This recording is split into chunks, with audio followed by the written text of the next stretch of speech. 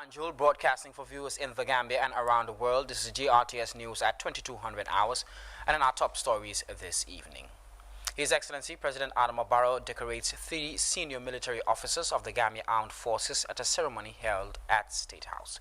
The Vice President, Dr. Aissatou Toure, receives a delegation of top Swiss officials who are in the country to discuss cooperation strategies between the two countries. The Public Enterprise Committee of the National Assembly scrutinized the activity report of the National Food Security Processing and Marketing Corporation for the year under review. And Somali leaders set to meet next week after missing a deadline to conduct national elections. These and much more coming ahead in the news with me by Ibrahim Cham. Many thanks for joining us.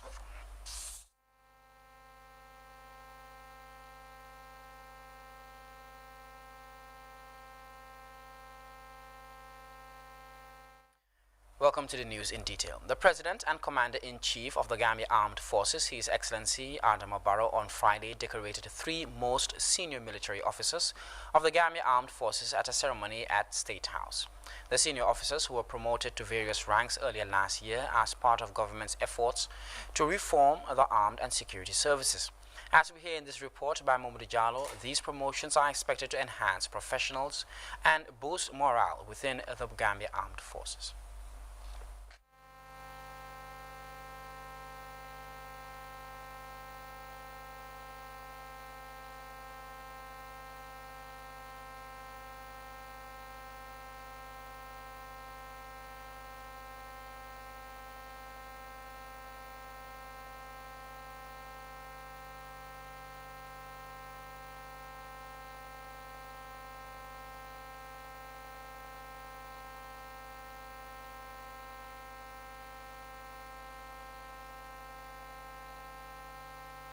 Major reforms to restore public confidence and enhance professionalism within its ranks. The 4 officers later swore to 6 oaths, which were administered by the Deputy Secretary General Salimatu Toure. The 4 officers are the highest-ranking generals in the armed forces and are highly experienced after decades of service. Speaking after taking their oaths, the Chief of Defense Staff, Lieutenant General Yakubu Drame, thanked the President for the trust and confidence, reassuring that he will continue to lead the ongoing reforms undertaken by government. Promotion in the military is a privilege. Privilege in the context, it comes with associated challenges and responsibility. In other words, to whom much is given, much is expected in return. On the basis of that, Your Excellency, we are aware of these challenges and responsibility, and we sincerely promise that we will live up to those sacred promises and expectations from all Gambians, and including His Excellency, in fulfilling our defined functions as leaders of the armed forces. The Armed Forces Chief also disclosed that GAF has undergone some kind of a transformation after the change of government, which has seen the Armed Forces play a more proactive and complementary role in support of civil authority. The Minister of Defense, Sir Omar Faye, also held the new promotions as well deserved and meritorious, thus marking an important step towards attaining the much-needed security sector reforms initiated by government. This decoration ceremony is one of a series of similar events signifying the security sector reform has taken a new shape and soon be delivered to the doorstep of every Gambian. This makes us all hopeful that the ongoing reform process is paying dividend gradually, thereby brings the most needed reform that everyone is yearning for. You are therefore expected to deliver to the clarion call of the armed forces in particular and the Gambian people at large. The President and Commander-in-Chief of the Armed Forces, His Excellency Adama Barrow, congratulated the officers on their promotions, expressing hope that these elevations in rank will spur them to assume leadership of the ongoing security sector reforms which aims to transform the national security landscape. We hope that their elevation to new positions will motivate them further to take leadership in spearheading the security reform agenda of the government. As trusted officers, it is incumbent upon you and all those under your command to continue to respond to the security needs and aspirations of the Gambian people. The Commander-in-Chief acknowledged that the Gambia is emerging from what he called a unique situation, but enjoined the armed forces to be dedicated and tactful in their approach in order to maintain peace and stability, and also win the trust and confidence of the Gambian people. Our history and experience have put us in a unique situation that demands striking a delicate balance between service and duty on one hand, and discretion and tact on the other hand. In order to accommodate the liberty of the people and respect for the rule of law, we can do this to foster unity and maintain a sense of security and calm among the residents of the country. The President therefore assured them of his support and encouragement, especially in discharge of their duties and responsibilities, whilst also imploring them to be patient and committed as the reforms progress. In a related engagement, President Barrow also presented the keys of 28 vehicles to the Chief of Defense Staff. The light and heavy-duty trucks and four-wheel drives were procured by the United Nations for the elite quick reactionary force of the Gambia Armed Forces. Generally, if you want to deploy in any UN mission, there are some requirements which are contained in what is called the status of unit requirements. Each mission has a table of vehicles and other logistics that are required by any contingent that wants to go into those missions. The equipment comprised command and off-road vehicles, troop carriers, water and fuel tanks, recovery vehicles and ambulances. According to Brigadier General Cham, government has also granted approval for the procurement of what he called critical enablers, such as armored personnel carriers and infantry vehicles, to equip the unit for deployment on UN peacekeeping operations. Mohamed Diallo, GRTS News. Still on the executive, efforts to strengthen the Gambia government's bilateral relations with other countries has intensified amid the arrival of a Swiss delegation headed by the Swiss ambassador in Dakar, Marian Wichelt, who on Friday landed at the Banjul International Airport. The delegation was received upon arrival by the Vice President Dr. Aissatou Touré at the foot of the aircraft. The visiting delegation later headed to State House in Banjul, where they had meetings and discussed a number of cooperation strategies. Meanwhile, the Gambian ambassador to the Republic of Guinea-Bissau, Lamin Jobe, has presented his letter of credence to the President of Guinea-Bissau, His Excellency Umaru Sissoco Embalo, in a colorful ceremony at the office of the President in Bissau. A media release from the Ministry of Foreign Affairs in Banjul states that Ambassador Jobe extended greetings from His Excellency President Adama Barrow and also thanked him for receiving him to present his letters at the earliest possible time. According to the release, the Gambian ambassador assured Bissau authorities that bilateral relationship between the two countries will be further strengthened, and Bissau and the Gambia shares a lot in common, which enabled a peaceful coexistence between the Banjul and Bissau. The dispatch further states that matters of establishing strong bilateral institutional relationships were also discussed as sectors of the two countries will come together to sign a memorandum of understanding for their mutual benefit, among many other issues. The ambassador was later welcomed by both home-based and local staff to his new office, the release concludes. To some legislative matters, the National Food Security Processing and Marketing Corporation has finally presented its activity report for the years 2017-2019 to the Public Enterprise Committee of the National Assembly. Kajata Juwara was following proceedings and now reports. The National Food Security Processing and Marketing Corporation finally presents its activity report for the financial years 2017-2018 and 2018-2019 to the Public Enterprise Committee of the National Assembly, presenting the institution's financial statement, auditor's opinion and management letters. The Managing Director of the National Food Security and Marketing Corporation, Mohamed Njai, said it has been an extremely challenging year with high competition from private traders, leading to significant changes in business and farmers' delivery. Before the start of the financial year, we were already aware that this would be an extremely challenging year with high competition from private traders and a change of business model by farmers. So when we look at our business performance, the corporation's operating revenue for the year ended 30th September 2019 grew by 65% from 490,395 in the previous financial year to 812,966 for the period under review. The growth was underpinned by increased intake of groundnuts.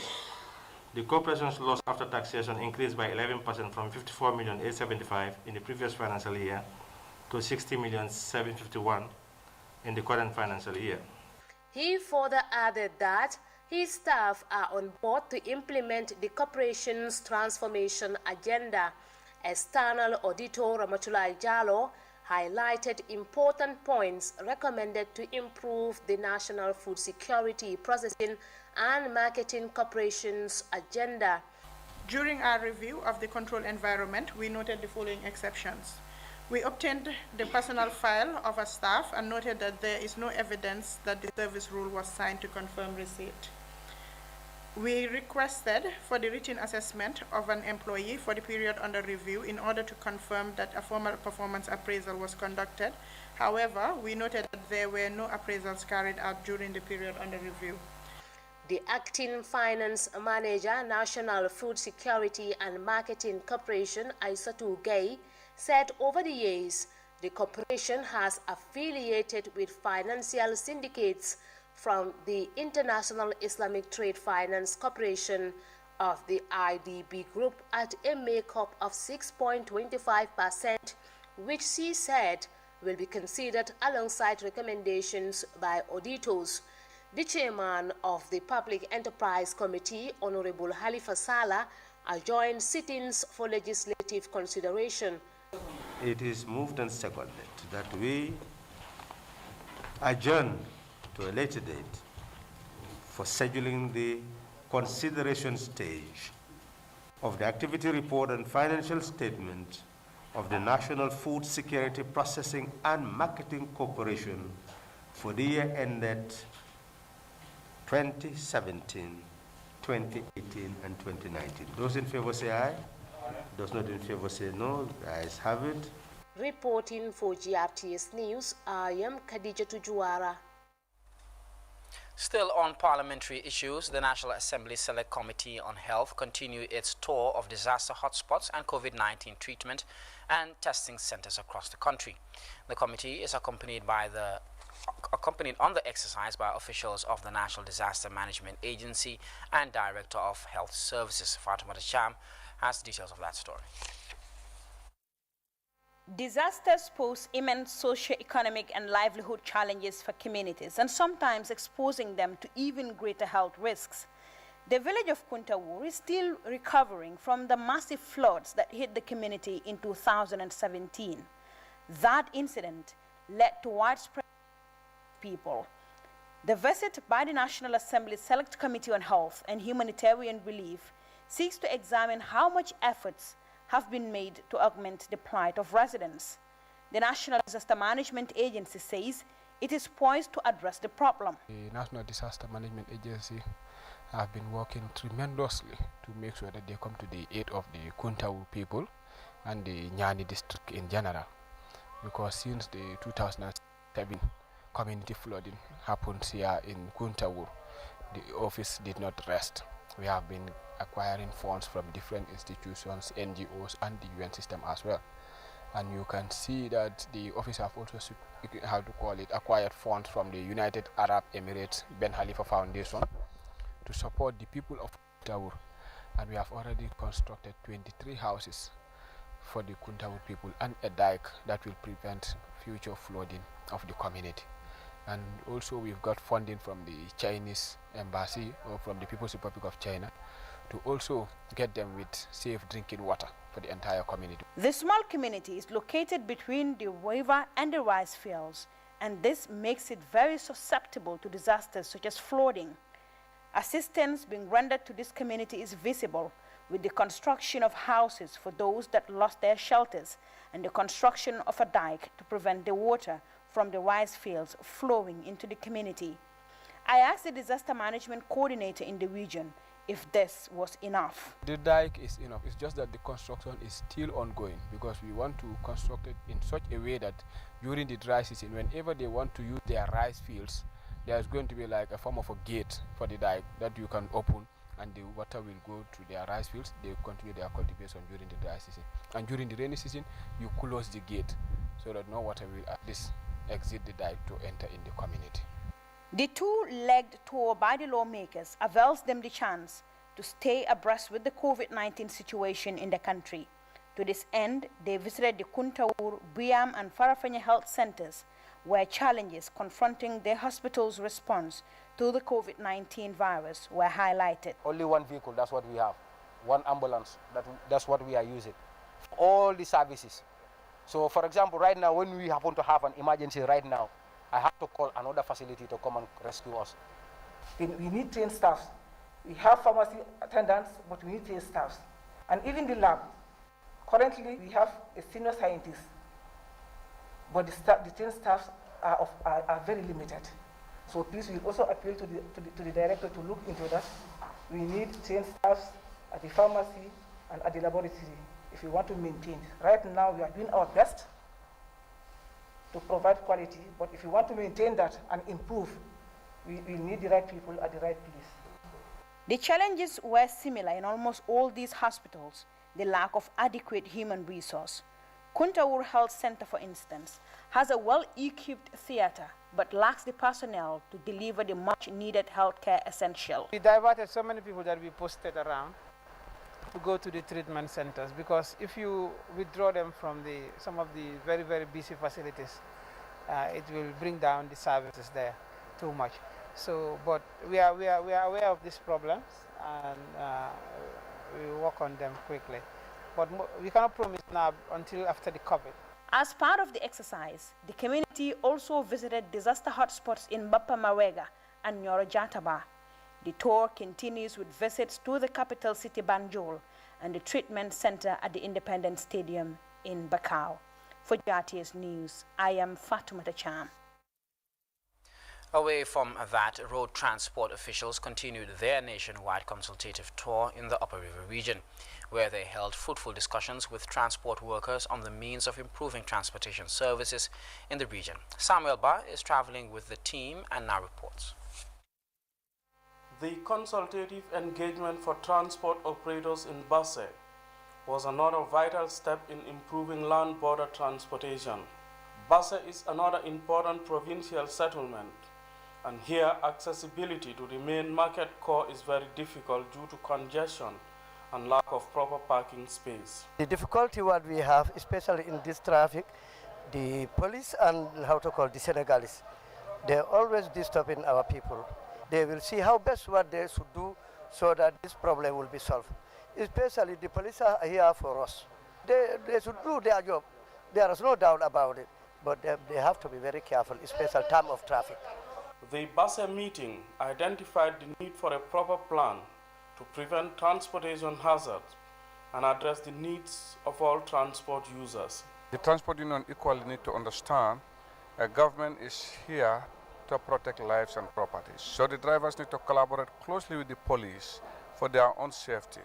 But it is never going to be helpful for drivers all the time to be having confrontation with the police while they are on duty, because it's about interest. The police interest is for your safety, but the driver's interest perhaps is what he's going to get, and that might not be his safety.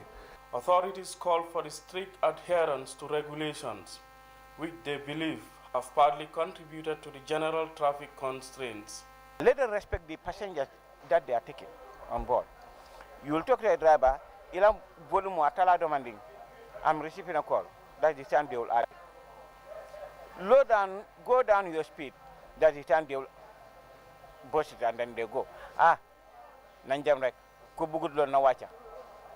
Already I paid my fare, and then if I step down, he will never return my fare. So definitely these are some of the things that that need to be considered and then need to be addressed. Local authorities and area councils have pledged their continuous support to the lofty initiative of achieving a sustainable transport subsector. What I'm telling the transport union, let them have a forum where they can educate their people, talk to them, so that changing a nation is not a one-day job. It's not a one-day job. Some are careless, and you keep on talking to them. Let them be going around rather than sitting in the office. If you are seated in the office, you will not know what is happening in URR, neither you will know what is happening in LLR. So you need to go out and then see by yourself. The talk continues in the central and lower river regions. Samuel Ba for GRTS from the upper river region. Moving forward, the management of Fajikunda General Health Center in partnership with the Ministry of Health have recently awarded over a dozen staff for their outstanding performance and dedication in the execution of their duties. The award ceremony, which was also characterized by data presentation, was graced by top health officials, experts and community elders of the area. Babasila has the latest of that development. Despite shouldering numerous capacity challenges, the Fajikunda Health Center is the main health facility serving the densely populated prison on the Western One. For years, the center has handled emergencies, critical conditions, and serious illnesses, including road accidents, but the health facility is facing new pressures following the outbreak of the global coronavirus pandemic.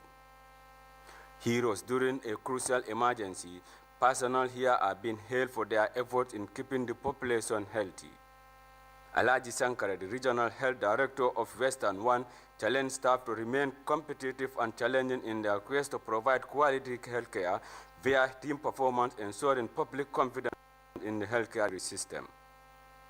As an institution, we are honored and we have you as our staff and hope that you will maintain the good name of this facility by all indications in promoting patient-health staff relationship and continue to remain to be our faithful ambassadors.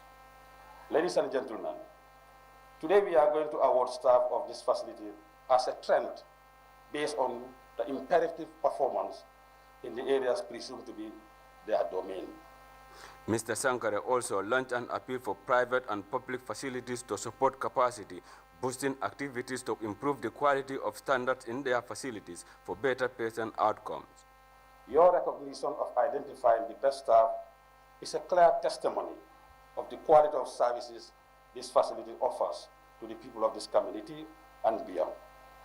As an institution, we are grateful for your support and proud to be associated with you, and we will continue counting on your support in the future as we engage many other facilities, senior management teams to emulate your efforts.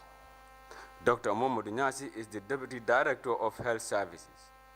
There is no developed nation on this continent, on this earth, that has developed in the absence of data. You have so many data. You have economic or financial data, you have security or military data, and you have health data. I just to name a few. Health data help the health system to improve, to make critical decisions, to make sure that they improve the country. Dr. Nyasi urged officials to take care of medical data as a vital indicator of health and work outcomes going forward. For GRTS News, I am Baba Silla. In another development, the Mothers Club of Soma Upper Basic and Senior Secondary Schools on Friday organized a day sensitization on menstrual health, hygiene, and early marriage.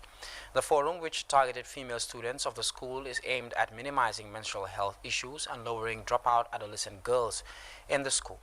Our reporter in the Lower River region, Alajimbai, tells us more. Physiological process of female at their reproductive age. However, it is surrounded with social taboos and supernatural belief. Gynecologists believe poor knowledge and understanding of menstruation may lead to unsafe hygienic practices that increases the risk in reproduction, as well as school dropout, poor academic performance, and overall poor quality of life. This sensitization, according to the president of the Mothers Club, Rabiatu Fofana, will help reduce the associated risk.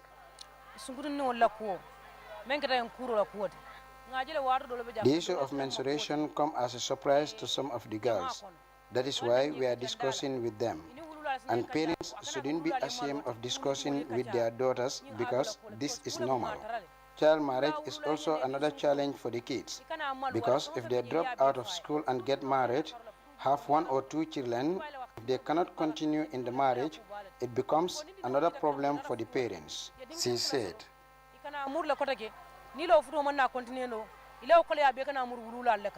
Majority of adolescent school girls have poor knowledge regarding menstrual health, hygiene, and child marriage.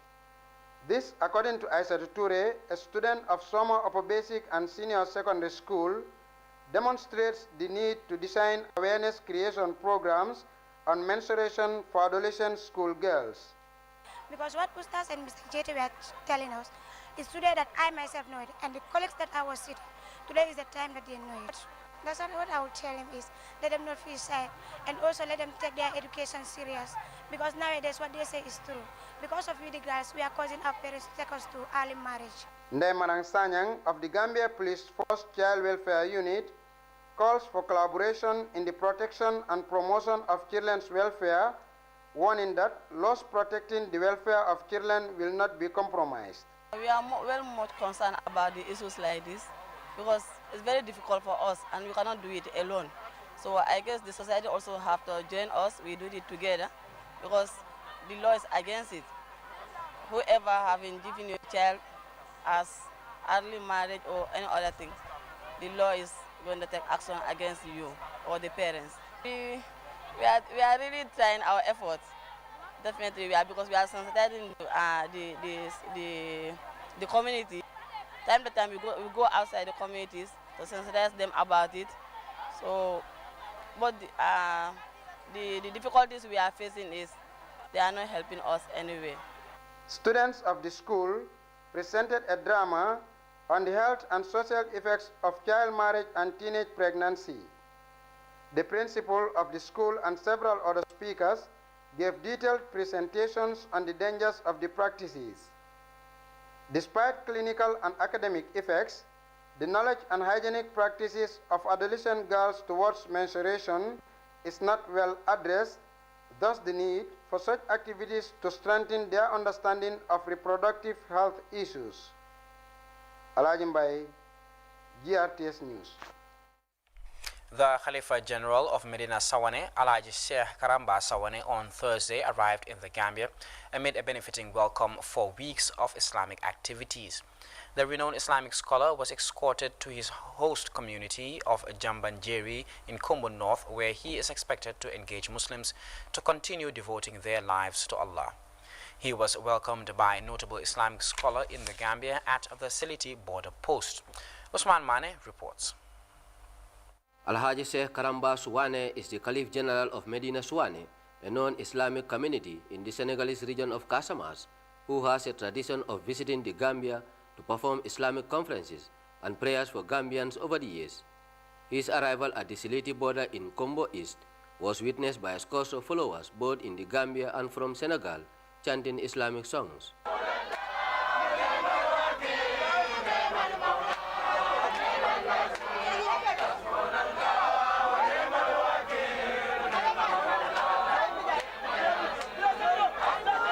Before performing the Zuhri prayer at the security post at the border, the erudite Islamic scholar described Gambia as his home while praying for the security men and the security of the country. Mali tentu falisi penke.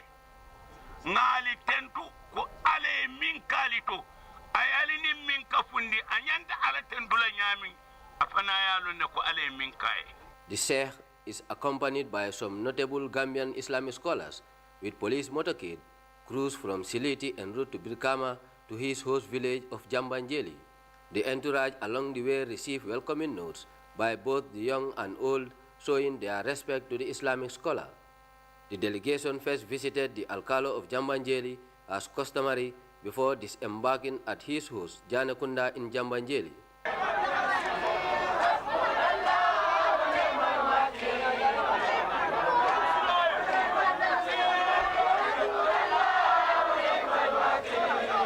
Alhaji Sheikh Karamba Suwane expressed delight as scores of Muslims welcomed him in the country, noting his confidence of Gambians being a peace and God-fearing people who are devoted to serving Allah in his message to GRTS.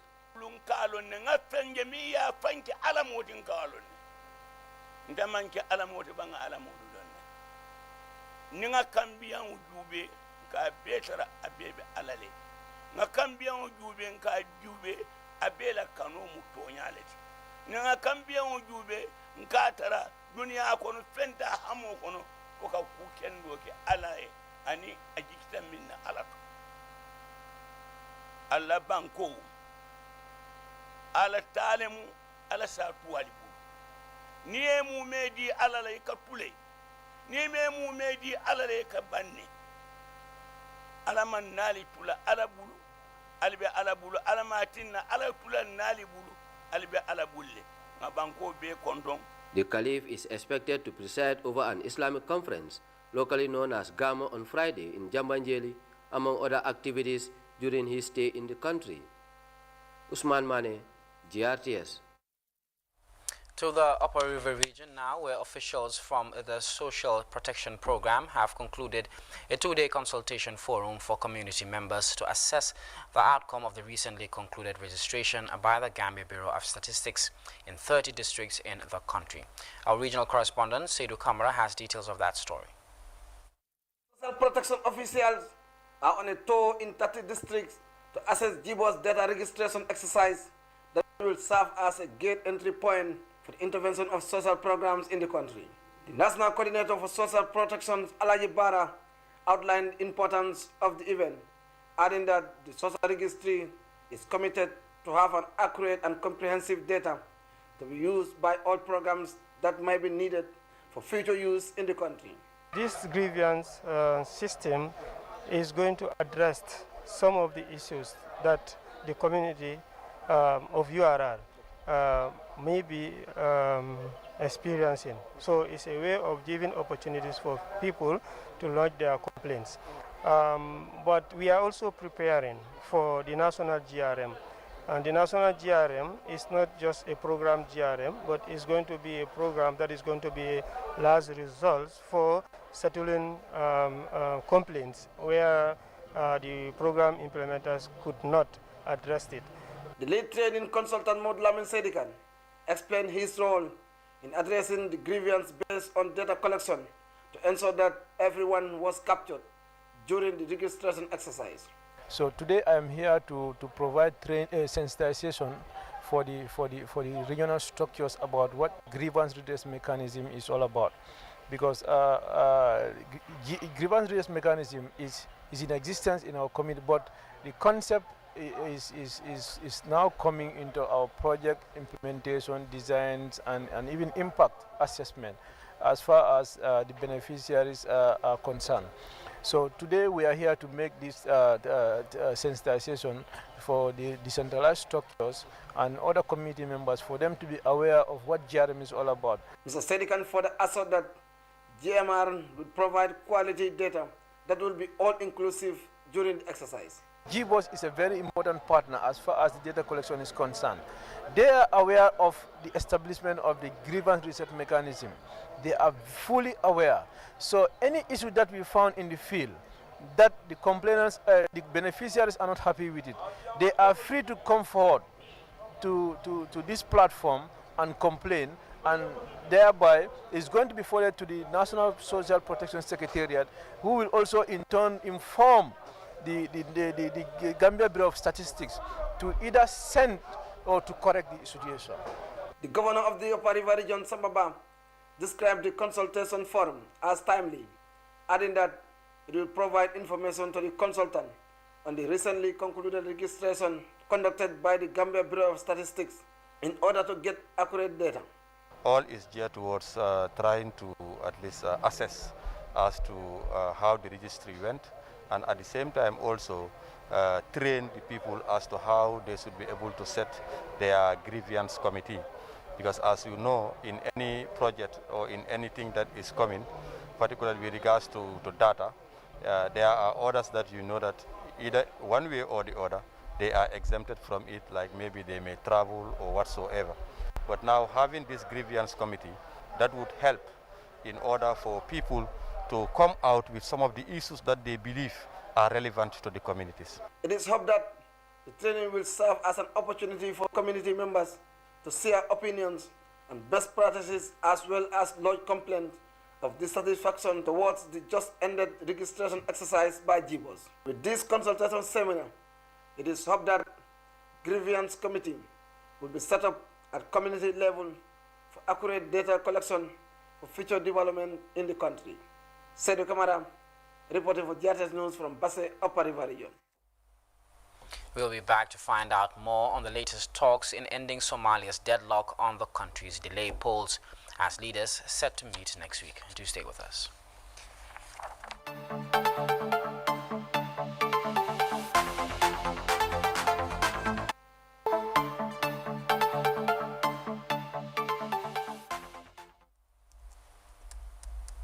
Welcome back. Somali leaders are set to meet next week after missing a deadline to conduct national elections.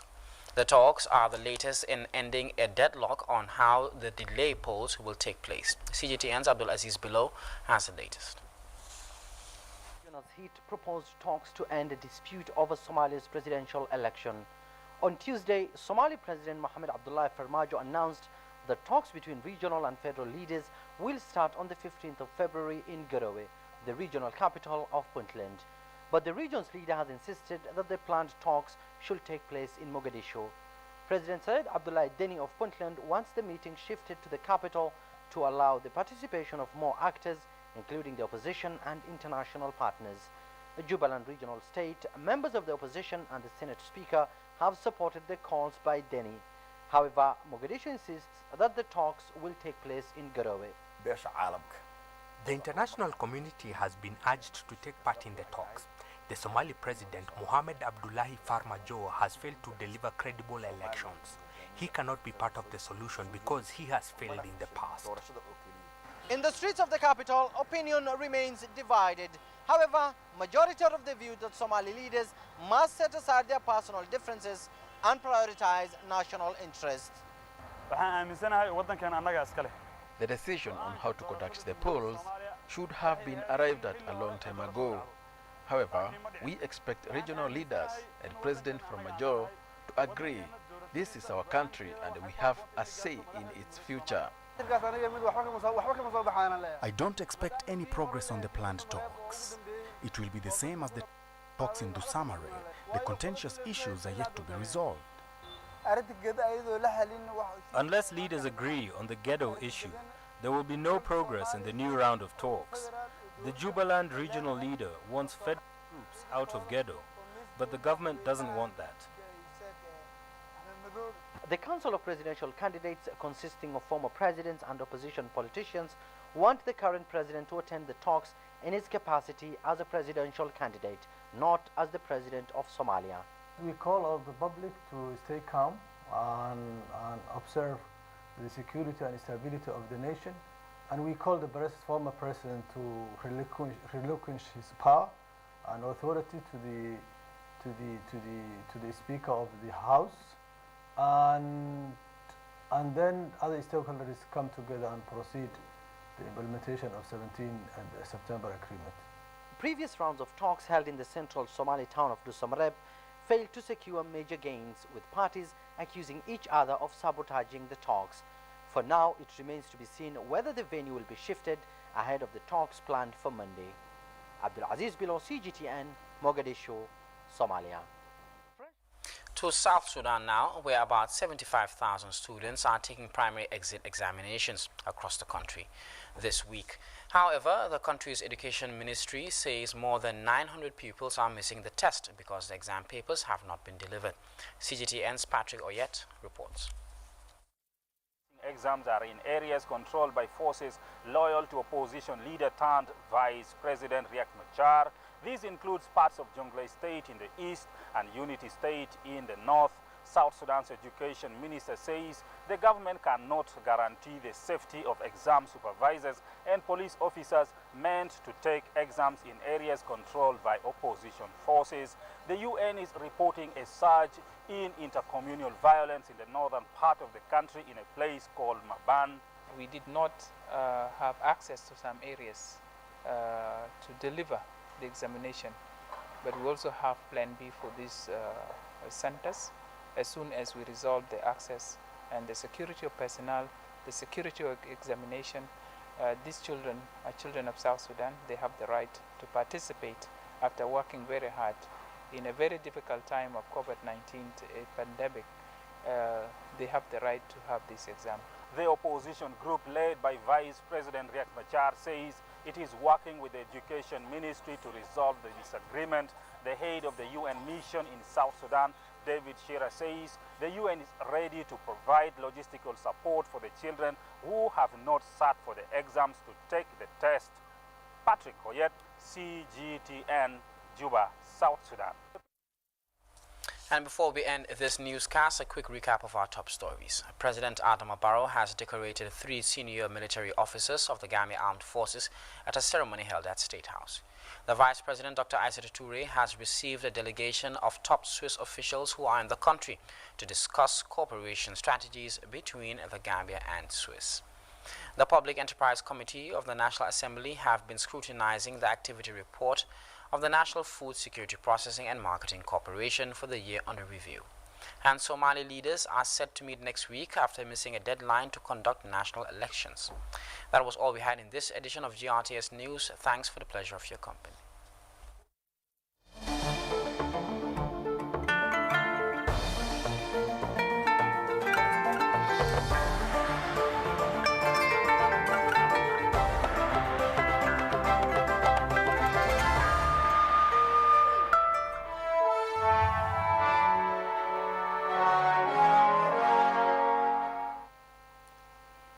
أعوذ بالله من الشيطان